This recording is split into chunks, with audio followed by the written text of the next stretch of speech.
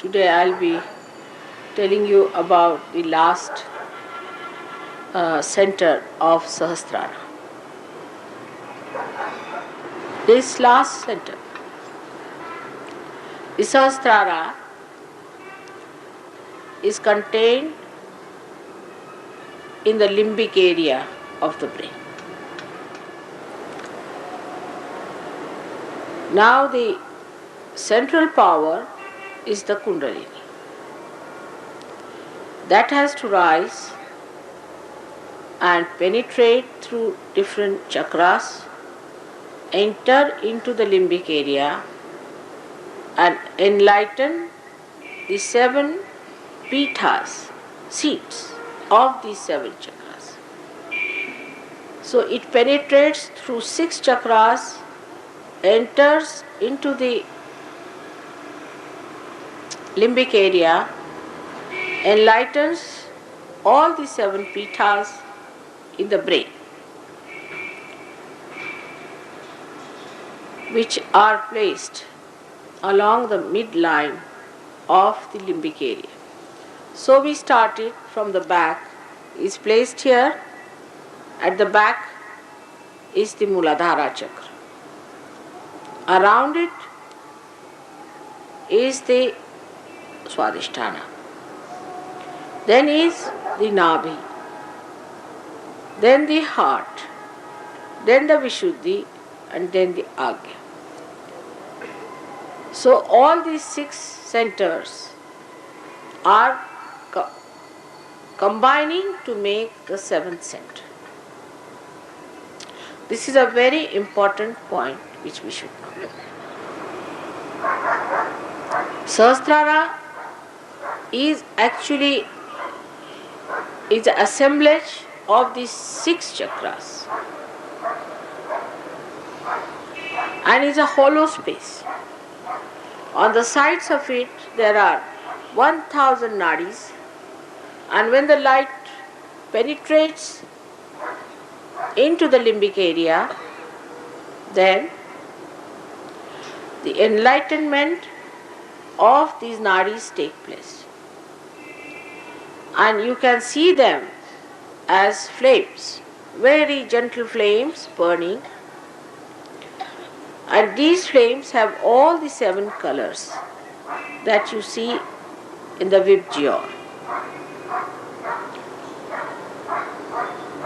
But the last one ultimately becomes again integrated, and it is a crystal clear flame. All these 7 lights ultimately become crystal clear. So you have Sahasrara with 1000 petals, as they call it. But if you cut the brain in a transverse section or horizontal section, you will be able to see that all these nerves are built like this along the limbic area. All of them are like a petal. And if you cut it like this, you will find that there are many nerves in every bundle of nerves. So when it is enlightened, you can see Sahasrara as a burning bundle of flames. So when the enlightenment of the Kundalini takes place in the brain, then the truth is perceived through your brain.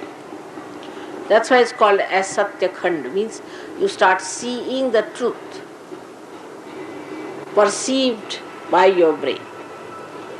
Because so far, whatever you see through your brain is not the truth. What you see is just the outer side. Say you can see the colors. You can see the different aesthetics of the colors. You can see the quality of the thing. But You cannot say whether this carpet has been used by some saint. So actually you do not know anything about divinity with your mind. Nothing. Nothing. It's impossible for you to judge a person about his divinity unless and until the Kundalini reaches at least this part, which is the limbic area. You cannot make out whether a person is real or not, whether a guru is real or not. Because divinity cannot be perceived through your brain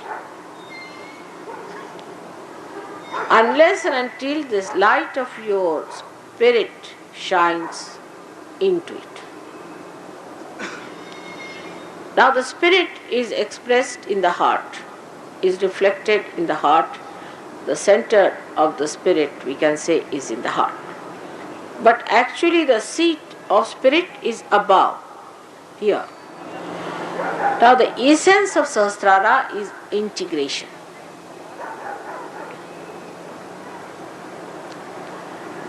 In Sahasrara, all the chakras are there, so all the deities get integrated.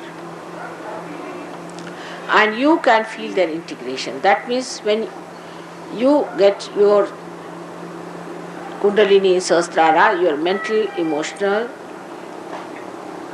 and your spiritual, everything being becomes one. Your physical being also merges into it. So this is what it is simple, that you are integrated. By integration you get the power to do what you understand, and you have power to feel happy with what you understand. So you come to a stage where you develop this Nirananda. And this Nirananda you develop when you are absolutely the spirit. In Nirananda state, there is no duality left. It's Advaita. It's one personality. That is, you are completely integrated, and the joy is not anymore dented. It's complete. It hasn't got a happiness and a sorrow aspect, but it's just joy. The joy is not that you laugh loud.